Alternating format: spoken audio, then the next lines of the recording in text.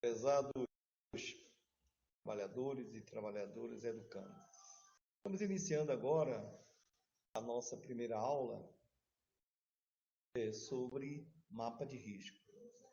Quero dizer para vocês que esse é um momento importante na preparação profissional e educacional de todos os participantes de segurança e saúde do trabalho. Pois é a partir do mapa de risco que nós temos condições de conhecer, tanto qualitativamente como quantitativamente, a gradação do risco no ambiente de trabalho. Dentro dessa visão, nos consegue ajudar para que estabeleça as medidas de controle. Então, hoje, é isto que nós vamos falar com vocês, tá certo? Nós estaremos exatamente trazendo para vocês informações importantes. Por exemplo, o que significa o risco? É a possibilidade de ocorrer uma situação que possa afetar a saúde do trabalhador ou da trabalhadora, não é verdade? É importante também você verificar que o risco ele tem comportamentos em todo o ambiente laboral. Vocês precisam estar atentos, fazendo, portanto, uma entrevista junto às trabalhadoras e trabalhadoras daquele local de trabalho, e com isso você vai ter uma concepção real do que é o risco. Não podemos fazer isso teoricamente, nós temos que estar no ambiente, estar em cada setor e verificar exatamente os riscos, ouvindo a cultura, ouvindo as pessoas que estão trabalhando naquele local. Evidentemente que o risco ele tem um comportamento, conforme a própria norma estabelece, como sendo físicos, químicos, biológicos, ergonômicos e os riscos mecânicos, que nós também costumamos chamar de riscos de acidente. Certo? Então, dentro dessa visão, é que a gente vai estar assim, explanando para vocês o que seriam então os riscos físicos. O próprio nome já diz, não é verdade? Que decorre da condição da própria natureza, do aspecto físico do ambiente.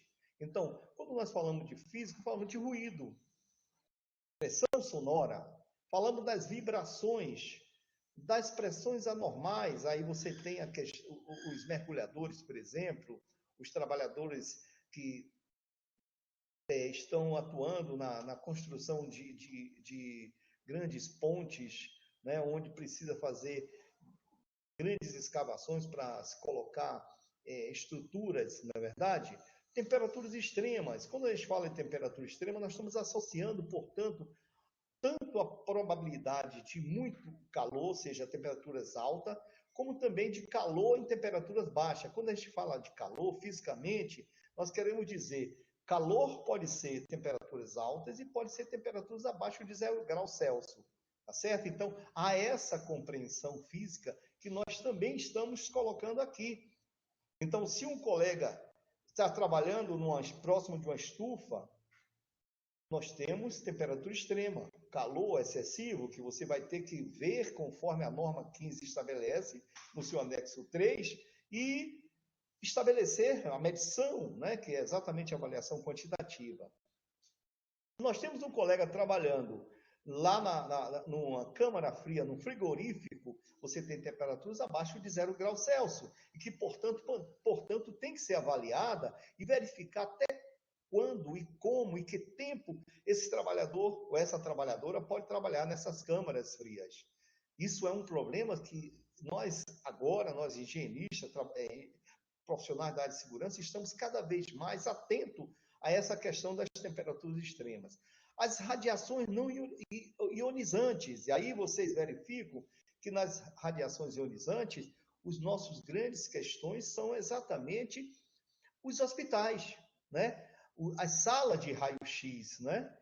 As salas de raio-x e as salas de outras frequências que são utilizadas para fazer diagnóstico do corpo humano, dos órgãos do corpo humano, e a gente precisa estar atento a essas condições, não é verdade? Então, aí nós podemos dizer, mas só existe radiações ionizantes nos hospitais? Claro que não.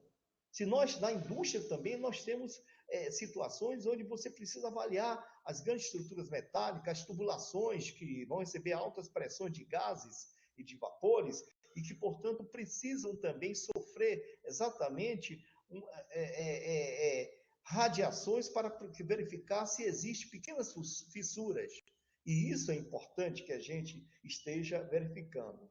As radiações não ionizantes, o próprio nome diz, né? Ele não atua na parte da célula, né, do DNA, onde pode transmitir para outras gerações, mas as radiações não ionizantes, ela cria problemas, sob o ponto de vista, ao trabalhador. Por exemplo, o soldador. O soldador recebe muitas radiações não ionizantes, não é? A própria trabalhar o sol, as radiações solares, os trabalhadores da construção civil também estão dentro dessa condição. E aí você vem com infrassom e ultrassom, que são também situações de riscos que devem ser observadas. Isso só para começar, meus amigos. Vejam só que agora, quando a gente vai estudar os riscos químicos, agora nós estamos falando exatamente da química orgânica e da química inorgânica. E nós temos que estar observando, portanto, essa relação das substâncias químicas com o corpo humano. Lembrando-se que a substância química, ela pode se apresentar conforme os estados da matéria, no estado sólido, no estado gasoso, no estado líquido.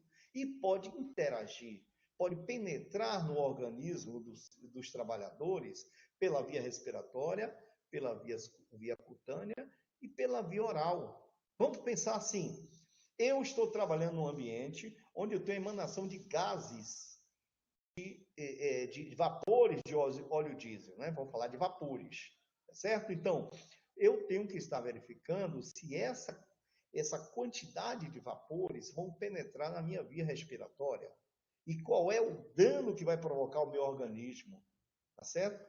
Aí você pode falar, mas e às vezes cutâneas também, quando você lava as mãos com querosene, com óleo diesel, com algum produto da química orgânica, por exemplo, se eles falaram de química orgânica, você tem, portanto, aí a possibilidade muito grande destes produtos penetrarem pela sua pele, pela via cutânea, e, evidentemente, cair nas vias sanguíneas e provocar danos à saúde desses trabalhadores. E a via oral? Você está trabalhando num ambiente onde contamina as mãos, depois você não mais higieniza as mãos, não lava as mãos, e depois pega o alimento e põe na boca. Então, você está também levando essa substância até o seu organismo, não é verdade? Então, é por aí que nós vamos começar a olhar os riscos químicos e ver, no ambiente de trabalho, o que é que esses trabalhadores, essas trabalhadoras estão fazendo que possam absorver esses produtos. Não é isso? E nesse nível é que a gente vai estar fazendo o nosso trabalho diário, estabelecendo as medidas de controle no momento que nós encontramos essas substâncias químicas que podem interagir com o nosso organismo e provocar doenças. Lembre-se vocês que dentro dos polos petroquímicos desse país imenso, muitos dos trabalhadores e trabalhadoras sofreram doenças que foram letais. A benzenopenia, o contato permanente, a exposição permanente com benzeno, que nós, ainda o Ministério do Trabalho e Emprego, teve que estabelecer, não é, tanto os limites previstos, como também as situações em que esses trabalhadores estão expostos e fazer as medidas de controle. E hoje nós fazemos um controle rigoroso sobre os hidrocarbonetos aromáticos que possuem na sua cadeia cíclica fechada benzeno, né? Por isso que os postos de gasolina, onde a turma abastece, tem que ter toda uma estrutura de medida de controle para evitar a contaminação permanente desses trabalhadores. Aí, agora nós vamos entrar no risco biológico, que há algumas dezenas de anos atrás, o risco biológico não era enxergado como riscos laborais, ou seja, não se identificava, não verificava, por exemplo, o trabalhador da limpeza urbana. Quem lembra dos últimos 30, 40 anos, quando que esses trabalhadores tiveram sua proteção, tiveram acionais de insalubridade? Nós estamos lá no anexo 14 da NR15 dizendo: riscos biológicos podem provocar danos e, inclusive, a própria vida dos trabalhadores. São gerados por organismos como vírus, bactérias, fungos e outros capazes de desencadear doenças e contaminação aos trabalhadores, né? E agora vocês têm também uma concepção muito clara dentro dos ambientes hospitalares, das clínicas especializadas, onde essa capacidade de contaminação é bem maior e, portanto, a gente tem que estabelecer uma ação na NR32, vocês vão chegar lá e vão verificar que até o PPRA dos ambientes laborais em hospitais e clínicas especializadas, nós temos que diferenciar para poder atender a essas condições dos riscos biológicos. Mais adiante, meus queridos e queridos TEs, nós vamos encontrar um risco que também não se verificava. As primeiras doenças provocadas pelos riscos econômicos vieram a partir dos bancários, que laboravam praticamente utilizando permanentemente as mãos no manuseio, né, dos esforços repetitivos, e depois que surge o computador, isso torna-se mais grave ainda, e que os médicos do trabalho, os médicos especialistas, cada vez mais chamavam a atenção dos órgãos de vigilância sanitária, dos órgãos de vigilância ocupacional, das Superintendência Regional do Trabalho e Emprego, do Ministério do Trabalho, sobre essa questão dos riscos biológicos. Então, nós temos lá, gerados por falta de equipamentos ergonômicos, postura incorreta, jornada de trabalho excessiva e repetitividade. E aí eu quero deixar bem claro sobre essa questão.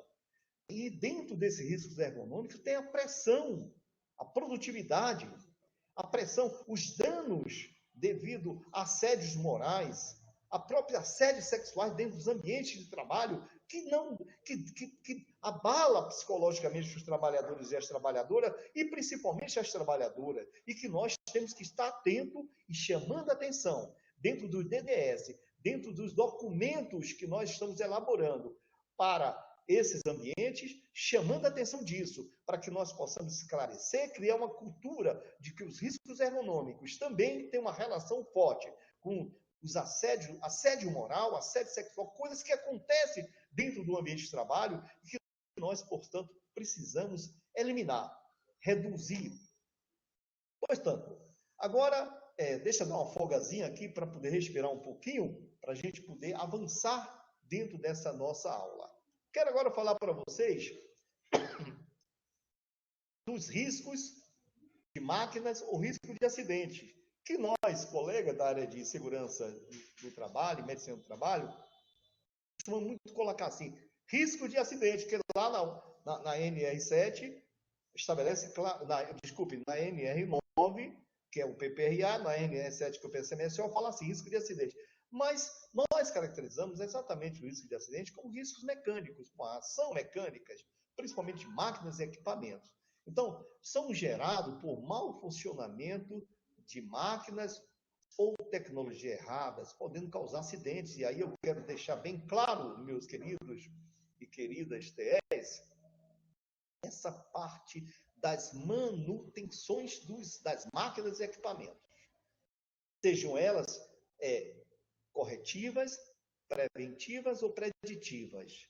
É preciso estabelecer uma rotina de manutenção dentro das máquinas e equipamentos, nas áreas de trabalho, nas áreas laborais, falando exatamente que lá a turma da engenharia mecânica, evidentemente, os colegas que trabalham prestando essa sintonia de manutenção, dizer, precisamos cada vez mais dar mais assistência às nossas máquinas, nossos equipamentos, para que tanto não haja paradas cada vez mais diárias para conserto, mas dizer, quando eu estou agindo preventivamente, eu estou dizendo que eu tenho a capacidade de manter esse equipamento trabalhando com mais segurança. Quando eu faço uma atividade preditiva, eu estou já estabelecendo uma ação dizendo essa máquina vai trabalhar e não vai ter manutenção corretiva, porque tanto a preditiva como a preventiva estão sendo estabelecidas. Tá certo? Então, dentro dessa visão, a gente acompanha assim com muita clareza. E hoje nós estamos trabalhando muito com a visão de que quanto mais eu estabeleço as ações preventivas numa máquina, mais eu tenho capacidade de produzir e de garantir segurança aos trabalhadores. É como se fosse, por exemplo, o seu computador. Quanto mais você faz manutenção preventiva dele, né? Todas aquelas ações que você faz para poder reduzir a presença de vírus, reduzir muitos arquivos dentro da máquina, mais você tem tempo de vida útil dela. Não é verdade? O seu carro, um carro é a mesma coisa. Então, nós estamos falando de uma linguagem comum, do entendimento comum. Feito isso, agora sim, nós temos uma organização que estabelece todos os riscos físicos que nós falamos anteriormente, tem uma cor verde. Todos os riscos químicos têm uma cor vermelha. Todos os riscos biológicos têm uma cor marrom. Todos os riscos ergonômicos têm uma cor amarela. E todos os riscos de acidentes mecânicos têm uma cor azul. Portanto, é dentro dessa classificação de cor que a gente estabelece o mapa de risco. Tá certo? Então, primeira coisa, todos os riscos identificados físicos vai ter uma cor verde. E assim sucessivamente. Os riscos referentes a acidentes têm uma cor azul. Não é? Aí você vai encontrar uma série de riscos que estão aí no slide, no e-book, e que vocês já acompanham, que na formação de vocês também já foi estabelecido isso, e que agora nós vamos estabelecer isso de um modo profissional. Nós vamos agora fazer mapa de risco de maneira profissional. A gente fazer de maneira pedagógica, mas agora sim, nós vamos ter a responsabilidade de caracterizar cada vez mais esse ambiente, de identificar cada vez mais os riscos que os trabalhadores estão submetidos, verificar a gradação e, a partir daí, fazer o tratamento desse risco com o quê?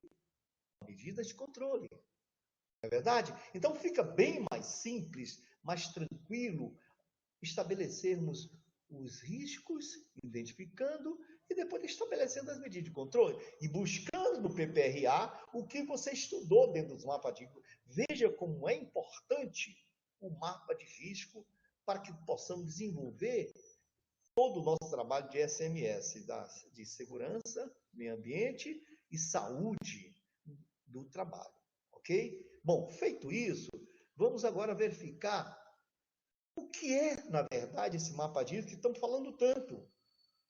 Na verdade, é um layout, é uma planta que mostra o risco no local de trabalho. Esse mapa de risco ele pode ser setorial ou ele pode abranger toda a fábrica, todo o hospital, todo o escritório, não é? Isso depende da decisão do profissional de segurança. Se ele tem um ambiente, um local onde tem muitos setores, eu vou fazer um mapa de risco setorial, porque eu vou esclarecer em cada local um risco que no outro setor é bem diferente.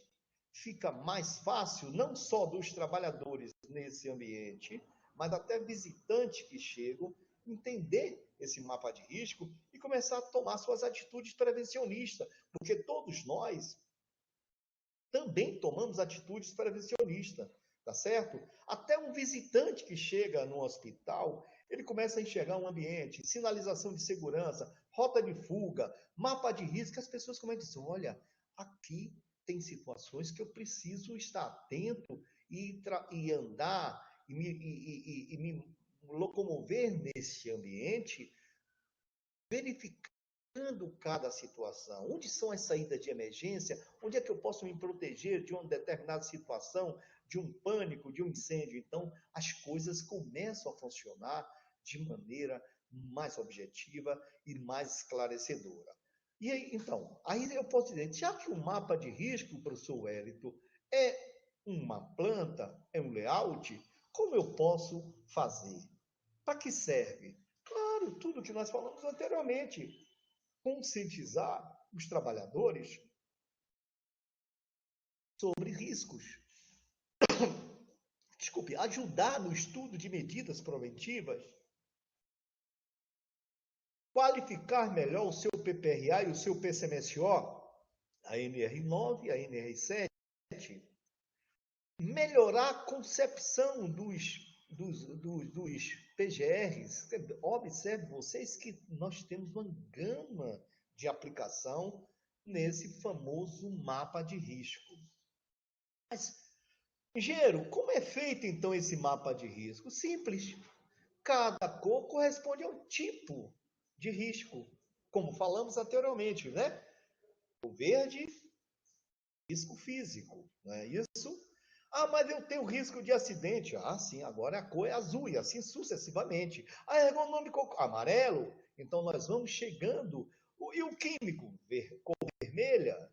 E o biológico, cor marrom. Então agora você já tem, portanto, a capacidade de enxergar. Olha, que coisa maravilhosa. Com efeito mapa de risco. Está aí. Eu não preciso falar mais nada. É autoexplicativo. Está bem claro cada situação. Mas, engenheiro, tem os pontinhos, tem uns ciclos menores, tem uns ciclos maiores. O que significa isso? Claro, o menor é o risco químico leve, porque está na cor vermelha. O ciclo médio, a bolinha média, o risco químico é médio. E a bola maior é risco elevado. E assim sucessivamente. Mas como é que eu vou identificar isto? Bom, primeiro pela sua capacidade de percepção e segundo pela sua formação profissional, que você começa a enxergar. Eu vou chegar num ambiente onde tem ruído, um exemplo. Mas é um ruído muito leve, de ruído de fundo. Eu estou dentro do escritório, mas adiante no ambiente pode ter um compressor funcionando, mas não chega nem a 70 decibéis a pressão sonora dentro do ambiente. Para abaixo do limite de tolerância, eu vou classificar como risco leve, cor verde, risco o ruído leve, tá certo? Mas o pessoal trabalha dentro da caldeiraria. É um barulho imenso, as pessoas usam aqueles abafadores, aqueles plugs de ouvido. Não há nem o que se discutir. O risco físico de ruído é elevado. E eu preciso começar a pensar as medidas de controle, o controle médico ocupacional desses riscos para que possamos proteger a vida do trabalhador, a saúde do trabalhador. Então é essa concepção que vocês vão estudar no e-book, que vocês vão acompanhar os exercícios de avaliação, as unidades avaliativas e, consequentemente, vocês vão ter toda essa concepção. E como é feito esse mapa de risco, então? Pelo amor de Deus, eu só vi explicação, não vi como fazer. Simples. Você pega o layout de toda a fábrica, ou de todo o hospital, ou de todo o supermercado, o layout, a planta baixa. Em cada local você identifica onde é que fica a administração aqui. Eu vou ver que tipo de risco tem ali. Olha, eu só achei ergonômico. E o círculozinho é grande, então deve estar tudo desarrumado. As pessoas não têm, as cadeiras não tem concepção ergonômica, as pessoas com os pés pendurados sentado, o computador fica em cima de um livro, as pessoas. Então, aí você começa a enxergar cada ambiente, a linha de montagem, a tornearia, soldagem, o depósito, o almoxerifado, ali você vai com sua visão. Chega lá com o documento na mão, que é exatamente onde você vai preencher, e conversa com os colegas, seus colegas de trabalho. Mas vem cá, e aqui essa paradeira toda? Não, hoje, por incrível que pareça, está parado, mas semana toda a gente trabalha aqui nesse almoxerifado, do lado tem uma oficina, é o dia todo com esse ruído de fundo, a gente não suporta mais. Olha, eu já vou ter que colocar aqui um ciclo maior, porque esse ruído é terrível, mesmo sendo ruído de fundo, ou seja, que não está dentro do setor de trabalho, mas que está, portanto, chegando essa pressão sonora até o setor, né? Que eu vou ter que tomar atitude. Ou faço um isolamento acústico, ou faço uma segregação. Eu vou retirar esse almoxerifado desse ponto e vou levar para um outro local onde o ruído é menor. Isso chama-se o quê? Ações de engenharia. Ações administrativa e ação de engenharia que vai nos ajudar a resolver um problema. Simples, né? Só tirar o manchete daquele local, uma mudança de layout resolve o problema. Vejam como a engenharia de segurança não tem nada de complicado. Quem complica somos nós. Quem complica, às vezes, são os gerentes, às vezes somos nós que fazemos, queremos que fique naquele local, que o trabalhador que dane. Então, quando isso acontece, tem que ter primeiro segurança, mostrar ao meu gerente, olha, doutor, chefe, isso aqui está prejudicando os trabalhadores. A perda auditiva gera uma série de problemas de ordem de impressão arterial, de ordem até disfunção sexual. E portanto, nós precisamos, meu chefe, a gente resolver essa questão. Eu estou escrevendo os meus documentos e mandando os e-mails. A minha responsabilidade como profissional está dizendo: encontrei problemas, preciso de soluções, preciso de ajuda de vocês. Aí nós começamos a ter uma visão melhor do que podemos ajudar nessa condição. E isso é o que acontece, lamentavelmente, no Brasil. A falta de cuidados com os equipamentos e as máquinas. De vez em quando os trabalhadores são sugados por essas máquinas, provocando acidentes fatais. E nós precisamos controlar. Estabelecer barreiras fixas, estabelecer botão de emergência, que chama-se botão de pânico, enfim, é buscar a NR12 e começar a trabalhar, fazer um estudo de engenharia e ver o que é que eu posso melhorar, por que que tantos acidentes, por que que os trabalhadores perdem o dedo, perdem a mão, são prensados dentro das máquinas, o que é que está acontecendo? Eu vou fazer um estudo profundo dentro da NR12, que nós vamos chegar lá e vamos esclarecer com mais profundidade, tá certo? Com mais capacidade de interpretação. Eis aí, portanto, um comportamento anormal, sem nenhuma segurança. Vocês veem que é um trabalho à altura, portanto, não respeito a NR35, que são trabalhos à altura. Isso acontece todo dia nos nossos ambientes de trabalho e nós precisamos melhorar muito. Nós, profissionais de engenharia, nós, gerentes, diretores de empresa, o governo, todos nós precisamos estar atentos às questões. Por isso que nós temos as decisões das normas, são tripartite. Participam o empresário, o governo e os trabalhadores, criando, portanto, uma harmonia nos conceitos de segurança, criando harmonia para que todos possam, depois de discutido e criada a norma, cada um cumpra com a sua responsabilidade. Mas aí uma outra figura previna-se, mostrando um colega, um trabalhador, completamente exposto, sem necessidade. Você vê que ele é um pintor, está ali trabalhando a uma altura, sem nenhuma proteção, sem nenhuma condição de fazer a prevenção. E certamente este trabalhador poderá ser vítima. Não agora, mas quem sabe em outro momento. Ele está acostumado. A cultura dele é fazer esse trabalho sem a prevenção. E quando a prevenção não existe ou falha, o acidente acontece. Acidente não ocorre por acaso. Falta de prevenção, falta de planejamento, falta de engenharia, falta de cuidados à vida e à saúde dos trabalhadores. Mas aí vocês veem um canteiro de obra, não é? Em vez do capacete, um pedaço de espuma na cabeça. Isso, gente, não é montagem, isso acontece todo dia. Nós precisamos estar atentos.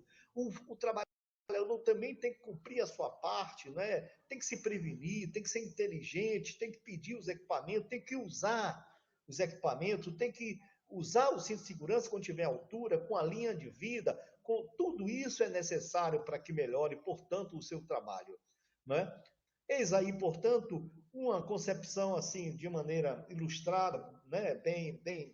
Bem bonita, mostrando, trabalhando, se protegendo com o escudo da CIP, mostrando que eles podem se proteger, não é verdade? O que nós falamos até agora, ela tem uma referência que é regulamentada em lei, que é a chamada norma regulamentadora do trabalho, que vocês já sabem todas elas, e vão surgir muito mais. Quanto mais ambientes de trabalho, os riscos acontecem e que não estão estabelecidos dentro das normas, novas normas surgirão. O mapa de risco está aí, a lei, a portaria, o Ministério do Trabalho, a Secretaria de Segurança e Saúde do Trabalho, todos trabalhando em conjunto para garantir esse país ser melhor em relação à saúde e à segurança do trabalhador. Lembrando-se também que cada vez que a gente elimina um acidente, cada vez que a gente protege os trabalhadores e as trabalhadoras, nós estamos economizando em medicinas de curativa e temos recursos para poder aplicar em medicinas preventivas. Então, sobretudo, proteger o trabalhador e a trabalhadora é garantir que o país economiza mais dinheiro, mais recursos para investimentos nas medicinas preventivas. E é dentro dessa concepção que eu quero encerrar essa nossa primeira aula, dizendo assim: todos nós somos responsáveis pela segurança dos trabalhadores e trabalhadoras dentro da empresa, dentro de qualquer lugar que nós tivermos. Os profissionais de segurança, eles também podem observar um ambiente de trabalho e se a coisa tiver um risco iminente, ou seja, vai acontecer um acidente, nós podemos pedir a paralisação, pedir a intervenção da polícia para que possa resolver essa questão. Não dá nem tempo para ligar para a Superintendência Regional do Trabalho e Emprego, que agora já é gerência, né, para poder resolver a questão. Eu quero deixar um abraço forte para vocês, dizer que nós estamos aqui à disposição de vocês. Nossos telefones estão no e-book, nosso e-mail está no e-book. Nós, na verdade, ninguém é doutor em segurança do trabalho. Nós somos eternos aprendizes. Cada momento que vivenciamos o ambiente laboral, cada observação que nós fazemos, nós estamos cada vez mais aprendendo mais. Eu quero dizer para vocês que eu estou compartilhando informações profissionais, mas evidentemente que o feedback vem, vocês vão me ensinar muita coisa também nesse convívio que nós vamos ter nessas aulas, nessas 8 unidades do curso de saúde, de segurança e saúde do trabalhador. Né? Saúde, segurança e saúde são duas coisas que trabalham para e passo. É só uma questão de arrumação da frase, tá bem? Um abraço forte para vocês, estou à disposição.